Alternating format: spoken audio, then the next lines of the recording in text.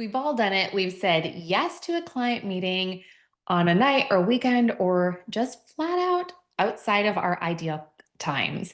And why?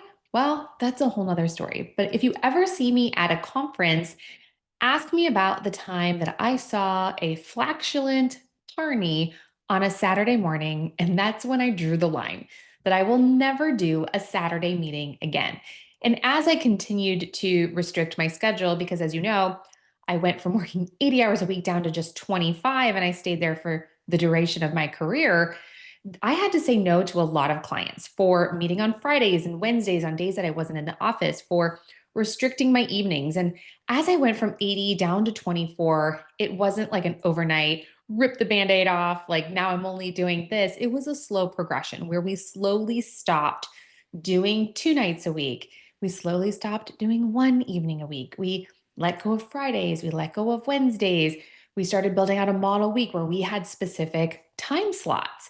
Where it used to be where we'd kind of just have that conversation with clients like, when works for you? Okay, let me look at the calendar. And I want to just help you create some boundaries, language to say this has just popped up a lot inside of our coaching program recently, where advisors have said, like, okay, I know I need to get my model week. I know I need to get things under control, but how do I actually say it to a client in a way that doesn't feel yucky? So I have a couple of ideas that I wanted to share with you. So, number one is setting those expectations up at the very beginning of the relationship, if possible. So, if you're in our first 100 days course, you know we talk about having this formal onboarding meeting and expectations of our engagement where you can lay out for your clients here's the best way to communicate with us, here's what you can expect, here's our office hours, here's when we're open, here's when we're closed. And you can lay it out at the very beginning of the relationship. Now, if you haven't taken the first 100 days course, the question is, okay, why? But if you don't know what I'm talking about, it's really, really important from the onset of the relationship to set expectations with our clients. Because what happens is, and if you're watching this as a video, you're seeing me do hand motions. When a client expectations are up here and then we're down here, right? If they're expecting 24-hour texting, or they're expecting immediate responses, or they're expecting you to be open on a Friday, the expectations are here and the reality is here. And that gap in between is where disappointment and frustration lives. So it's really, really important from the beginning to communicate with that with our clients. Now, for existing clients, what I liked to do was every few years go through a re-onboarding process. And I've got a podcast episode about it. You'll also find the video inside of the first 100 days course along with additional information. But it's important to re-onboard our clients every now and then and just kind of share with them anything that's new. So if you're modifying your schedule, if you've modified your offerings, there's a lot of different things that could trigger a re-onboarding, and changing your schedule is certainly one of them. Or if it's an existing client, some of these things that we're going to talk about, some of these exact sentences, examples, things to say will resonate with existing clients as well. So one of the things that I liked to just say with our staff when we would be booking a client. Now, it depends if you're doing it versus a staff person, right? They might be able to get away with a little bit more than if you're the one booking it. But I would say something along the lines of, great, when would you like to meet? I hold client meetings on Mondays, Tuesdays, and Thursdays. And you could even go as far as to say at these times, between these hours. And another thing is when a client says, hey, can you work on a Saturday, or can I meet you Friday after work for drinks? You can say something like, I have found I do my best work when I keep my evenings and weekends for family time. So let's find a weekday that works best for us.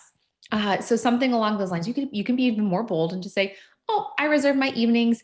I like to start sentences with, I hope you can appreciate. I always feel like that softens the blow a little bit. Oh, I hope you can appreciate.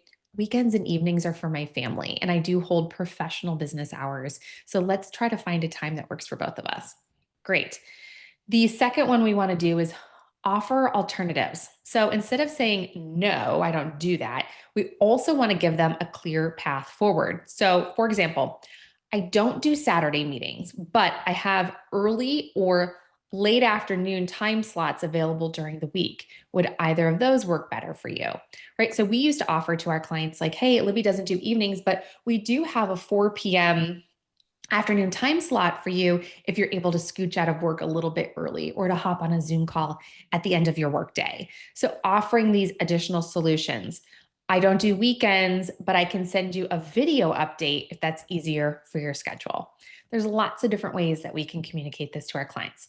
The third thing we want to do is we want to frame it through the lens of the client experience. So if you've ever worked with me or coached with me or taken any of our courses, you know that I'm a big fan of you're not saying to your client why you're doing something because it's good for you. Nobody cares about you. They care about themselves. And I don't mean that in a narcissistic or crappy way, right? We don't like, for me to say, hey, I don't want to work evenings and weekends because I don't want to. I don't want to burn out. Or I'm increasing fees because I want to make more money. Like we want to frame it. Why is it better for the client this way? And so you could say something to the lines of like, hey, I like to make sure I am at my absolute best for our sessions. And Fridays or after hours, I am not at my best. And I found that sticking to my weekday hours gives me the adequate time to prepare, to prep, and to have the right amount of energy for our meetings. Or you could say something like, by keeping my super structured office hours, I'm able to respond to you faster and keep your plan moving smoothly because I have time for that. So, unfortunately, I hope you can appreciate I can't book outside of those structured hours. The fourth thing we want to do is use positive no's. So, saying no in a way that sort of feels like a yes. Examples of this would be, oh, I don't meet on Saturdays, but I'd be happy to connect over Zoom on a lunch break or at a time that's convenient for you.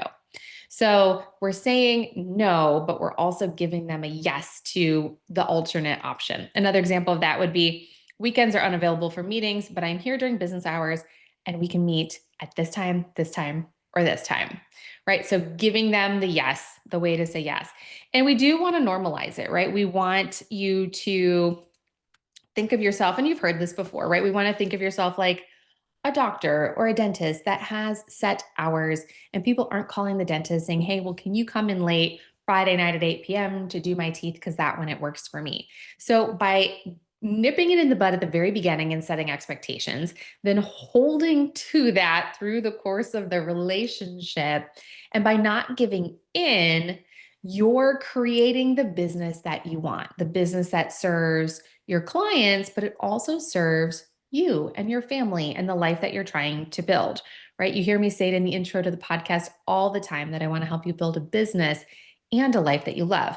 So the next logical question that people would ask is, well, like, what do I do if I have like a really big fish or a client that just absolutely cannot meet during those timeframes?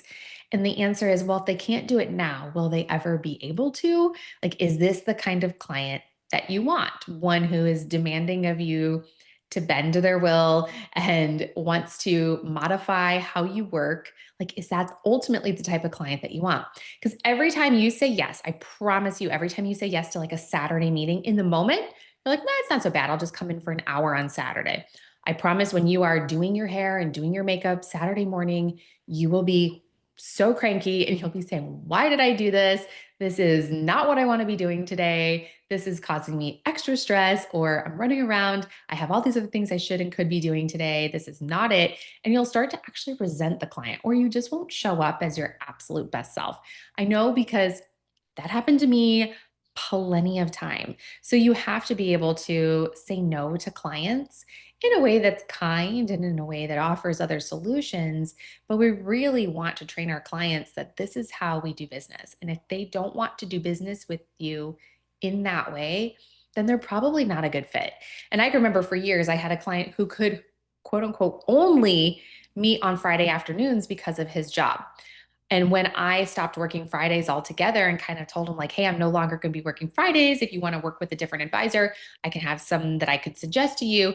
Miraculously, all of a sudden, he shares with me that every other Monday, he's off work.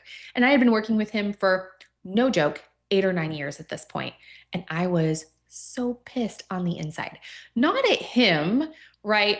Person, I mean, it would have been very helpful information if he had shared with me that he has every other Monday off when he kept telling me he could only meet on Friday afternoons. But I was more mad at myself because Had I pushed back and had I said no and not tried to be ultra kind and roll over all the time, if I would have just even held to the boundaries that I had in my business at that time, turns out I would have found out that Chad could meet on Mondays. So if you are trying to protect your schedule a little bit more, move to a model week, create some boundaries, free up your nights, free up your weekends, just do it. You will be shocked at how all of a sudden your clients' schedules open up. Because of course, if everyone can get their ideal, if my dentist could be open when I want him to be open, when it's convenient for me, absolutely, that's what I would ask for. But when he says, no, that's not how it's going to go, here are your options, I'm just going to pick from the ones available. Anyways, I hope this was helpful. I hope some of this language is something that you can incorporate inside of your business.